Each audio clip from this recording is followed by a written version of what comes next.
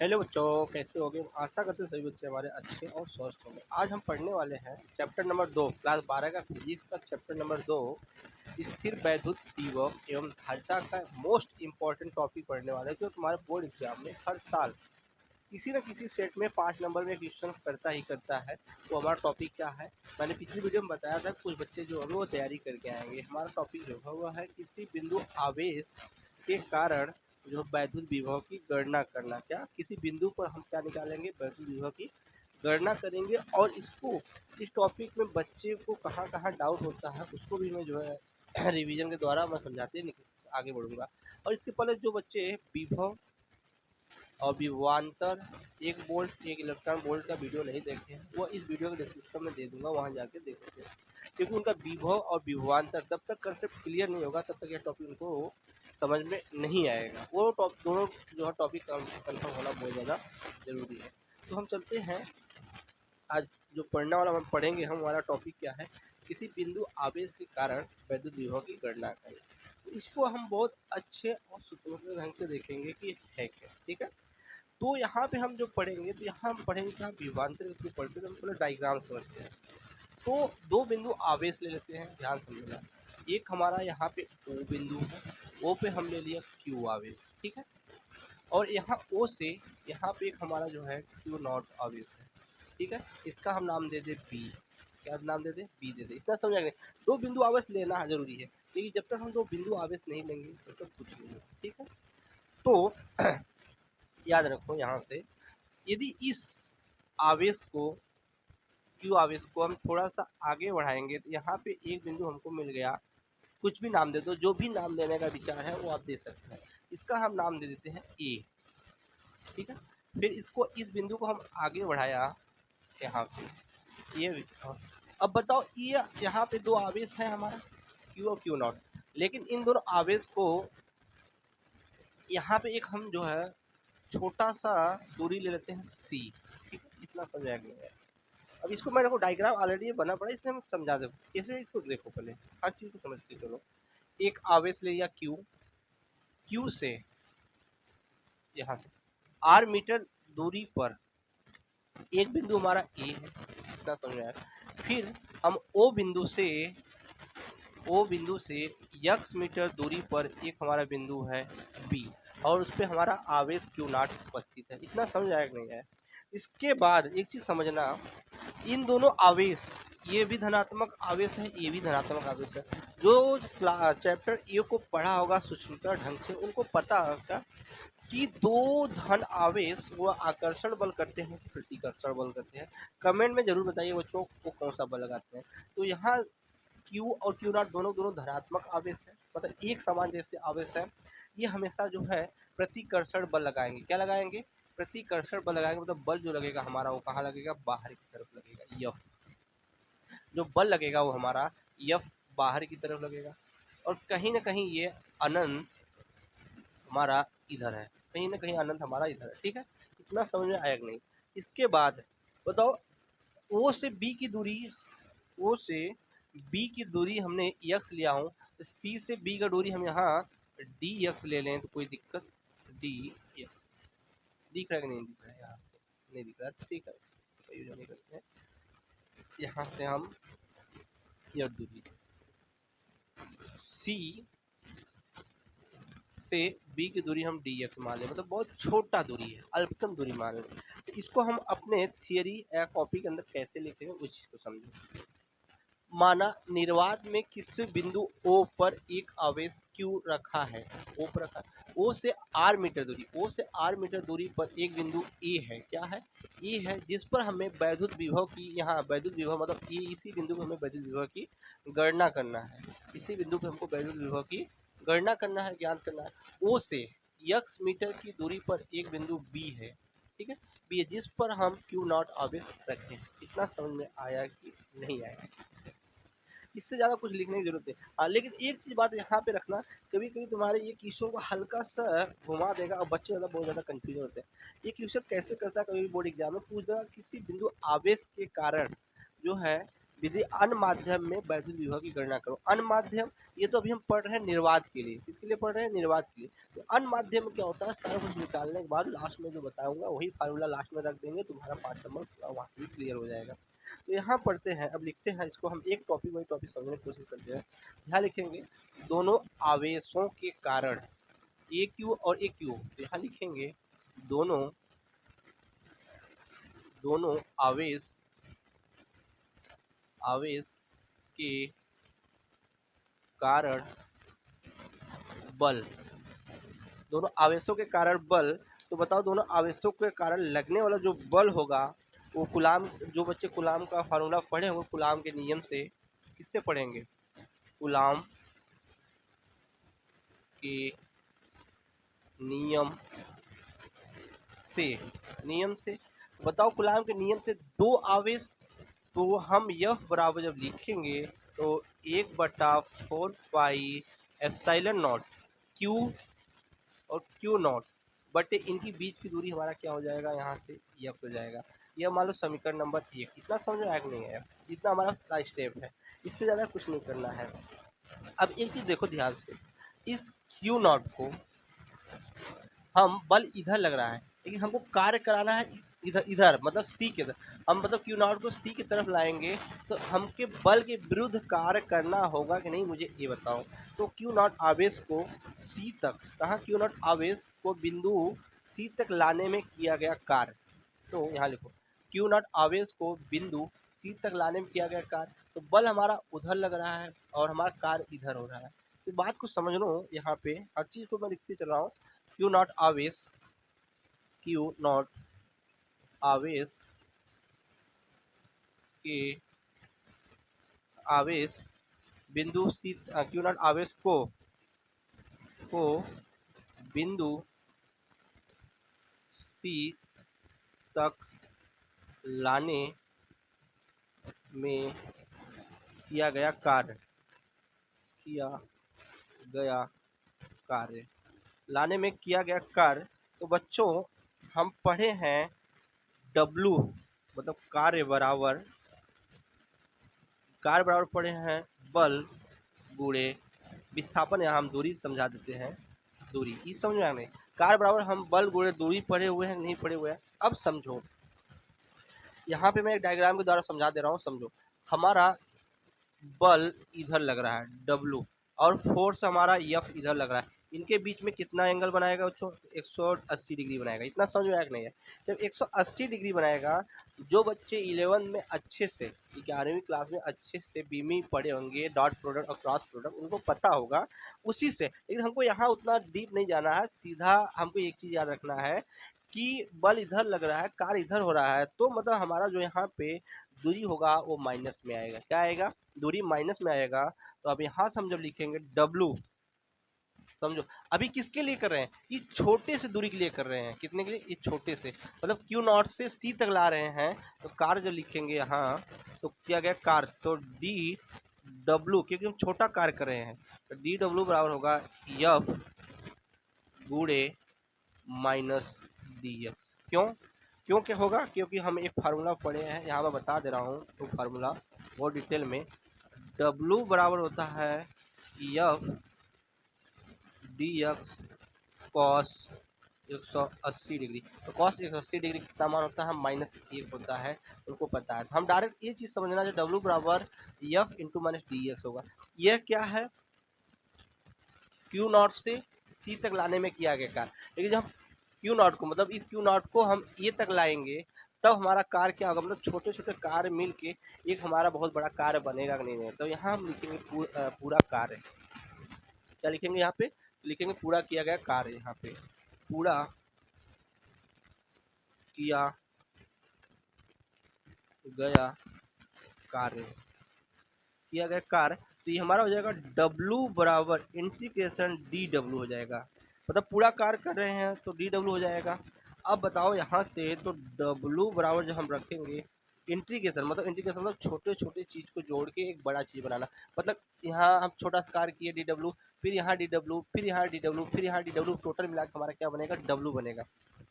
तो यहाँ आएगा हमारा क्या है ये हाँ यहाँ पे डब्ल्यू एक्स का मान जब रखेंगे यहाँ पे तो एफ माइनस डी एक्स होगा कि नहीं होगा मुझे ये बता दो, क्योंकि ये डब्ल्यू जो है डी डब्ल्यू का मान यहाँ लाके हम रख देंगे। इतना क्लियर हुआ कि नहीं बच्चों को? क्योंकि ये बहुत अच्छा, जैसे मैं सिस्टमेटिक चल रहा हूँ आप ऐसे एग्जाम में लिखेंगे तो आपको पूरा पूरा number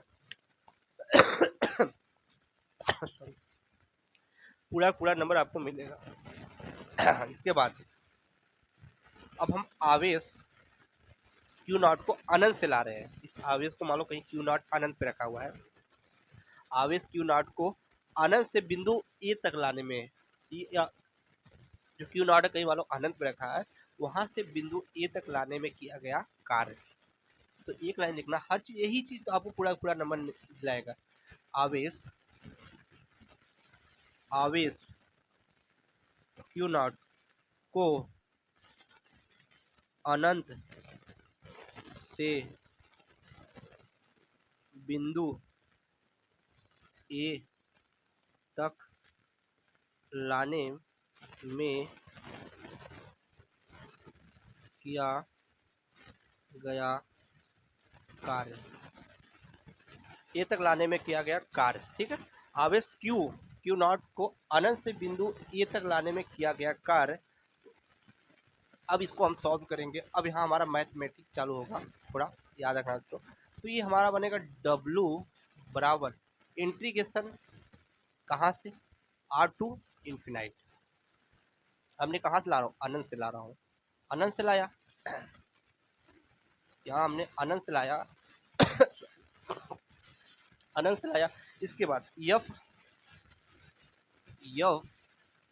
minus d x, F का मान हमने क्या निकाल के रखा हूँ यहाँ देखो, यफ का मान जो निकाला हो तो W बराबर integration infinite to R 1/4 epsilon naught q naught बटे एक्स स्क्वायर और माइनस डी एक्स।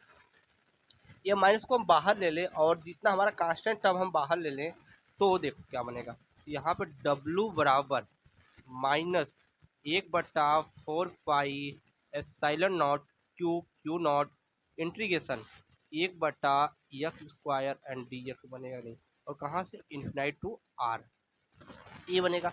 अब ये एक्स पावर 2 ऊपर जाएगा तो क्या बनाएगा, यहाँ देखो W बराबर minus q upon q naught equal to 4 epsilon naught integration infinite to R x के पावर -2 अपान डी एक्स।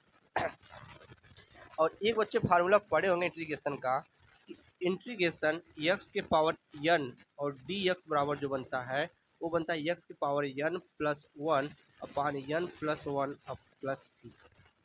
यह इंटीग्रेशन का फार्मूला है। जो मैथ वाले बच्चे हैं उनको बहुत आसानी में समझ में आ जाएगा, और जो बायो बच्चे हैं तो वो थोड़ा इसको देख लेंगे। ठीक है, तो अब इस चीज़ को देखो, यहाँ पे n का मान कितना है, जो n का मान दे रखा है यहाँ पे, n का मान -2 दिया है। क्या दिया है यहाँ पे, n का मान -2 दिया है। तो जहाँ n का मान -2 दिया, इस फार्मूला में हम रखेंगे तो W बराबर minus q upon q naught 4 epsilon not. ठीक है, तो ये बनेगा हमारा यहाँ से एक्स के पावर -2 प्लस 1, देखो यहाँ n की जगह हम -2 रख दिए, एक हमारा है बटे -2 प्लस 1, और कहाँ से कहाँ, इन्फिनाइट टू R। ठीक है, इसके बाद आगे देखो बच्चों, ये होगा तो यहाँ माइनस हो जाएगा, ये माइनस, तो हम लिखेंगे यहाँ पे W बराबर minus q upon q naught 4 epsilon naught, और यहाँ पे जो हमारा बचेगा वो बनेगा x -1/-1 upon infinite to R। देखो दो में से -2 तो माइनस, ये माइनस हमारा क्या बना देगा, प्लस बना देगा। यहाँ पे मैं समझा दे रहा हूँ। ठीक है, ये माइनस और ये माइनस हमारा प्लस बन जाएगा। तो हमारा W बराबर आएगा, ये हमारा नीचे आ जाएगा, मतलब ये माइनस से नीचे आ जाएगा, तो ये हमारा आ जाएगा Q और q naught upon 4 epsilon naught 1/x infinite to R। तो क्या लिखते हैं, upper limit to lower limit.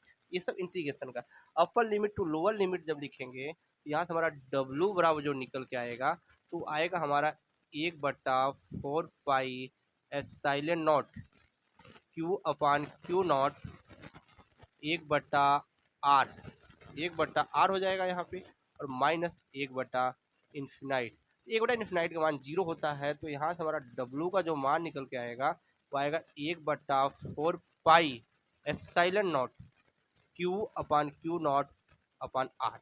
ये हमारा क्या आया, ये बता सकते हो क्या आया बच्चों? ये हमारा किया गया कार्य है, टोटल किया गया कार्य कहाँ से, अनंत से हम आवेश को ए तक ला रहे हैं, तो हमारा इतना किया गया। अब हम पढ़े होंगे विभव का फार्मूला, क्या विभव का जो फार्मूला जितने बच्चे पढ़े हैं, विभव विभव विभव तो हम क्या पढ़े हैं, V बराबर W अपान क्यू नॉट, यही तो पढ़े हैं। V बराबर W अपान क्यू नॉट, तो W का मान जब यहाँ ला के हम रखेंगे तो बताओ क्या बनेगा, W बराबर बनेगा 1/4 pi epsilon naught q naught upon R, पूरे के बटे यहाँ पे हमारा आ जाएगा क्यू नॉट, ये क्यू नॉट से क्यू नॉट कैंसिल हो जाएगा, तो यहाँ से हमारा W बराबर जो बनेगा 1/4 पाई एप्सिलॉन नॉट क्यू बटे आर, यही सॉरी V बटे आर हो जाएगा, V हो जाएगा, क्योंकि हमने किसी बिंदु आवेश के कारण वैद्युत विभव की गणना कर रहा हूँ, क्या किसी बिंदु आवेश कारण। ये फार्मूला हमारा किसके लिए आया, वायु या निर्वात के लिए आया। इसको मैं और अच्छे से लिख देता हूँ, ये जो फार्मूला हमारा आया है वायु या निर्वात के लिए आया है, क्योंकि यहाँ से क्यू नॉट हमारा कैंसिल हो जाएगा, तो V बराबर जो बनेगा 1/4 पाई एप्सिलॉन नॉट क्यू बटे आर, ये हमारा वायु या निर्वात के लिए आया है। लेकिन यहीं पे तुम्हारे बोर्ड एग्जाम में मात्रक बोल्ट हो जाएगा, और कहीं कभी यही हमारे एग्जाम में क्या पूछ देगा कि एक बिंदु आवेश के कारण अन्य माध्यम में वैद्युत विभव की गणना कीजिए। तो यहाँ हम लिखते हैं, थोड़ा वहाँ जगह कम पड़ गया, मैं यहाँ लिख के समझा देता हूँ, अन्य माध्यम के कारण वैद्युत विभव की गणना करना। तो यहाँ पे जब हम करेंगे अन्य माध्यम के कारण, जगह यही कर देते हैं, अन्य माध्यम के कारण, क्या अन्य